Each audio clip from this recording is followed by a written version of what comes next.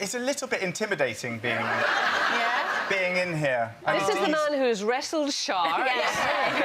Oh no, wrestled crocodiles. Is it true you got chased out the water? You had to sort of get out the water because you were being chased by sharks. We were making a show out in the Indian Ocean about blue whales. Yeah. And we hadn't seen them for a couple of weeks, so we all decided to jump in the water, and a great white turned up. And literally, people were actually clambering on each other's shoulders to get out. It's amazing what happens when that. Clambering on each other's shoulders To get out of the water. Literally, we were all in the water. They'd been friends at breakfast. Then it was like, never mind all that. The director literally plunged my head under the water. Not that I would do it, but is the advice if there is a shark not to lie still? Yeah.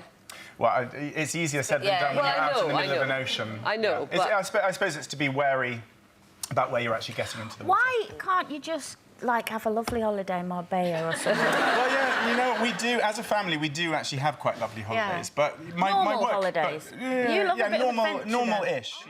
You were all talking about who you put first, your wife or your kids, and it's really interesting because when I come back from a long trip, I open the door and there is my dog, my 2 children, and my wife, and it's which one do you go to first? And inevitably the dog beats everyone, and then my instinct is to go for the kids, and I am aware that you have to kind of keep on top of things. But then your wife, as a wife, you understand that because the kids are there and want to hug. You don't want to push them away, do you? I think so, but there's a point where you take things for granted. Yeah.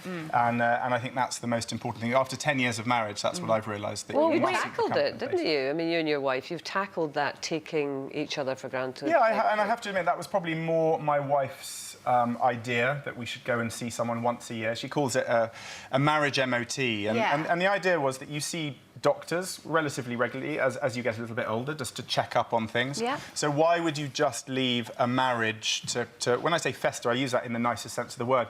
But we I don't know have if there is a nice sense of the word when it comes to fester. I know what you mean. But you know what I mean. But we have a tendency to just take things for granted, especially our partners. And I'm away for 7-8 months of every year, and I have an amazingly tolerant wife, and it works for us, but we have to work. So you have couples counselling, and as part of that, learning, I would imagine, how to communicate with each other again, because when you have been apart for so long, that brings up its own difficulties. I suppose a more average marriage, it's learning to communicate when you're kind of on top of each other all the time. And that's the thing, it's 2 different forms of marriage, isn't it? Mine, and what works for us is that I'm away, and we then have to work out how to live together again. My wife has got her routine at home, and I come in and throw it all into disarray.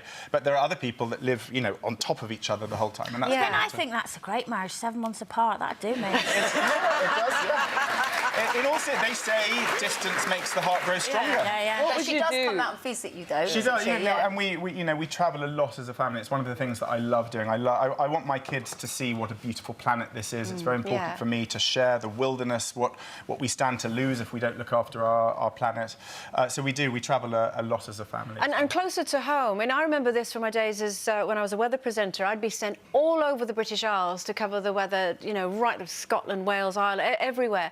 And I was always struck by just how beautiful this country is. And I got to see places through my work that I would never have taken the time to go and visit. And you're really lucky. Your job, you do the same thing. Obviously, you're travelling around the UK at the moment for Countrywise. Exactly. So I've spent half the year travelling overseas, doing some other shows, but I spent the whole summer travelling the length and breadth of the British Isles for Countrywise that starts tonight at 8 p.m. Yeah. Oh, I like that ITV. plug. Do you like that? I was worried about missing that.